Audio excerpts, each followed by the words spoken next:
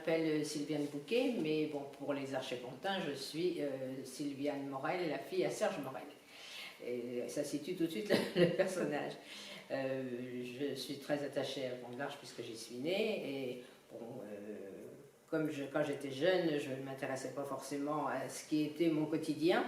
Et c'est plus tard que j'ai quand même voulu m'intéresser à tous les points principaux de la ville, c'est-à-dire les remparts, l'église et tout ça. Et je m'y suis beaucoup intéressée et ça continue d'ailleurs. Que vous dire de plus? Toute ma jeunesse s'est passée donc ici et on me connaît bien puisque j'étais blessée pendant la guerre. Et ça, c'est quelque chose qui a marqué, j'avais 2 ans, c'est quelque chose qui a marqué les Archépontins. Et j'ai été longtemps la petite fille du pays. C'est pourquoi j'y suis très attachée. Et je connais presque tous les endroits de Pont-de-l'Arche qui me rappellent plein de souvenirs, bons ou mauvais. Mais dans l'ensemble, pour moi, c'est ma sécurité d'être ici. Curieusement, mais bon. J'ai quitté Pont-de-l'Arche, pardon, pour Pitre quand je me suis mariée, pratiquement. On s'est mariés ici, mais j'ai quitté aussitôt. Et puis voilà, j'ai travaillé, j'ai élevé mes enfants d'abord, ensuite j'ai travaillé. Mais j'ai quand même quelques souvenirs que j'aime de temps en temps retrouver. Je fouille un petit peu et je retrouve, voilà.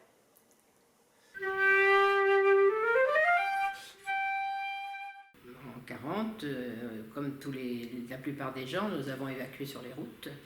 On fuyait l'ennemi, on ne savait pas trop où on partait d'ailleurs, mais on fuyait l'ennemi. Et on manquait comme tout le monde de nourriture et de sécurité surtout. Et un jour, on s'est arrêté dans la ville de Sées pour manger dans un centre d'accueil. Et là, nous avons été bombardés. Et la plupart de mon entourage ont été tués, blessés, et dont ma grand-mère. On a donc été évacués. J'ai été opérée dans un camion militaire, séparée de ma mère, et qui m'a retrouvée qu'une semaine après, par l'intermédiaire d'une personne qui faisait office de, je ne sais pas moi, sur le plan, comment vous dire, c'était pas une infirmière, mais enfin elle était chargée de regrouper les familles qui étaient dans notre cas, si vous voulez. Donc je suis partie sur Rennes où on m'a opérée et ensuite transférée à Paris où je suis restée hospitalisée 1 mois. Alors, oui, toute mon enfance, comme mon père était prisonnier, il faut que je le précise, et du fait il avait perdu sa mère et m'a blessée, donc ma mère a fait tout un tas de démarches pour le faire rapatrier, puisque ils étaient partis pour 5 ans, mais au bout de 3 ans, il est rentré. Et après, il y a eu toute cette période jusqu'en 45 où ça a été très compliqué.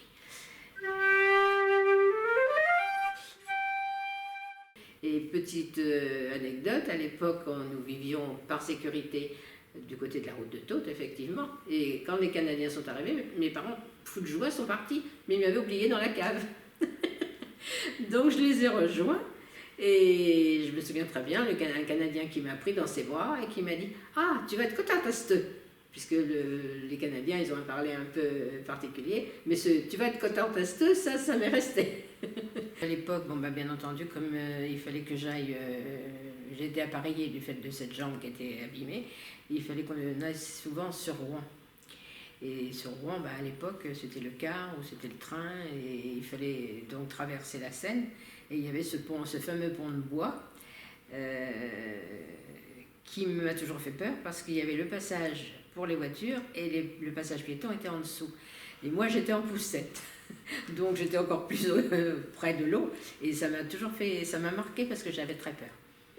Et ça c'était notre quotidien avec le lot de tous les gens de l'époque, avec leurs difficultés d'approvisionnement, de transport, et puis j'ai fait ma scolarité dans une école privée, à l'école Saint-Charles de Pont-de-l'Arche, et là aussi où j'étais un petit peu la petite protégée.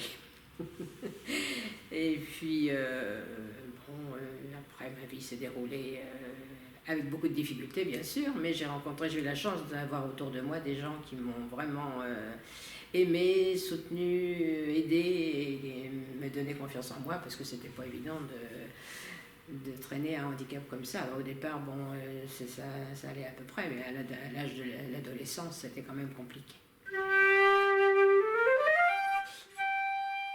Une chose qui me tient aussi particulièrement à cœur, parce que quand j'étais ado, il existait à Pont-de-l'Arche ce que l'on appelait le lavoir. Un lavoir sur un petit promontoire, c'est assez curieux. Et on s'est posé la question, beaucoup de personnes me disaient c'est pas possible, il fallait bien qu'il soit alimenté par quelque chose. Il était dans le bas de la rue des Carrières, sur une petite montée, juste derrière la tour de Crosne. Et moi, étant ado, enfant surtout, on y allait pique-niquer, on allait jouer avec les amis. Et en réfléchissant bien, on pense qu'il était alimenté par le puits artésien. Parce que par forage, et ce sont des moines qui avaient trouvé ce procédé pour alimenter certaines choses qui n'étaient pas forcément naturelles, si vous voulez. Enfin, c'est naturel si on veut, mais il y a quand même un forage. Voilà. Et il a dû être détruit en 1960. Je pense construit en 1929-30 et démoli en 1960. Pour quelle raison, je ne sais pas. Est-ce que c'est par sécurité ou je ne sais pas. J'ai commencé à travailler pour une entreprise c'était une société qui était aux Dents, qui s'appelait la SAFEF à l'époque. C'était une entreprise qui venait d'Allemagne et qui approvisionnait l'usine Sika à l'époque. Et j'ai commencé à travailler dans cette société avec une personne qui m'a aussi beaucoup aidé. Et à l'époque, il fallait bien sûr emprunter les bords de l'Eure pour gagner. C'était auprès de la Pomme, c'était à la Pomme en fait. Et il m'est arrivé bien souvent d'être obligé de faire des grands tours, parce que j'étais en vélo quand même, parce que c'était inondé. Et c'était inondé pour relativement longtemps quand même. Quand je me suis mariée, on a habité 2 ans à Pont-de-l'Arche, et puis on était en quête de logement, on n'a rien trouvé de bien intéressant. Et l'usine Manoir Industrie, où travaillait mon mari, avait donc fait construire des lotissements pour les ouvriers en accession à la propriété. Donc, ne trouvant rien sur Pont-de-l'Arche, nous sommes partis, tout en sachant très bien que je ne m'y plaisais pas. Nous sommes partis sur Pitre, où nous sommes depuis 60 ans. En dehors de cette anecdote là du pont, mais autrement, bon, à l'époque, fillette, on ne s'intéressait pas trop non plus à tout ça. Ça faisait partie du quotidien, donc c'était normal. Alors, puis bon, j'étais surtout, je dois le reconnaître maintenant, un petit peu obnubilée par mon problème, ma façon de m'en sortir, ma façon d'accepter et tout ça. Donc, c'est plus tard que l'on réalise qu'il y a quand même des choses qu'il faut peut-être faire ressurgir, développer un petit peu, et puis pourquoi pas en faire profiter mon entourage. Mes enfants, je suis pas sûre, enfin si je pense qu'ils sont quand même attachés, c'est pour ça que j'ai fait tous ces recueils, pour leur laisser quelque chose, et qui je pense les intéressera plus tard, quand je serai partie. J'ai dû en faire une dizaine quand même, avec photo à l'appui. La mémoire sur la commune. J'ai eu la chance de travailler pour M. Saillot, qui était conseiller général à l'époque. Donc j'ai eu accès à pas mal de documents auxquels dont je pouvais disposer. Et bon, je mettais toujours de côté en me disant je remettrai de l'ordre dans tout ça quand j'aurai le temps. Et bon, quand j'ai arrêté mon activité, j'ai repris par thème. Alors, je vous dis, les remparts, l'église, le pont, il y a Saint-Langlois d'ailleurs, qui je trouve n'est pas mis assez en valeur en fait, parce qu'il a été quand même, ça a été quand même quelqu'un sur Pont-de-l'Arche qui avait une certaine notoriété, et puis qui demeure encore. Et puis comme la boulangerie a toujours son effigie Il y a beaucoup de touristes qui souvent vont poser la question au boulanger, mais qui était Hyacinthe Langlois? Et j'ai souvent pensé que ça serait bien d'avoir une toute petite brochure expliquant les grandes lignes de sa vie, quoi. Le pont de bois dont je vous parlais tout à l'heure, le voilà en image, avec la partie pour les voitures et la partie piéton. Alors voilà toutes ces photos là. Les travaux, bien sûr, qui ont été effectués sur les différents ponts, parce qu'ici, c'était vraiment, il fallait que le pont soit détruit. Donc, ça a créé beaucoup de destruction alentour. Et puis,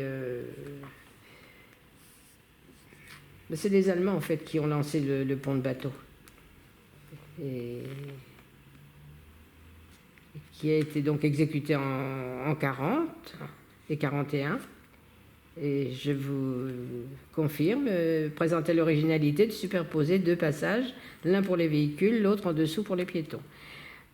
Beaucoup d'entre nous l'ont vu et traversé. Sa construction avait nécessité la coupe de 500 pins dans la forêt de bord, et il fut mis hors d'usage par les bombardements alliés le 30 mai et 7 juin 1944, avant que le pont de l'Arche ne soit bombardé le 8 août. Voilà.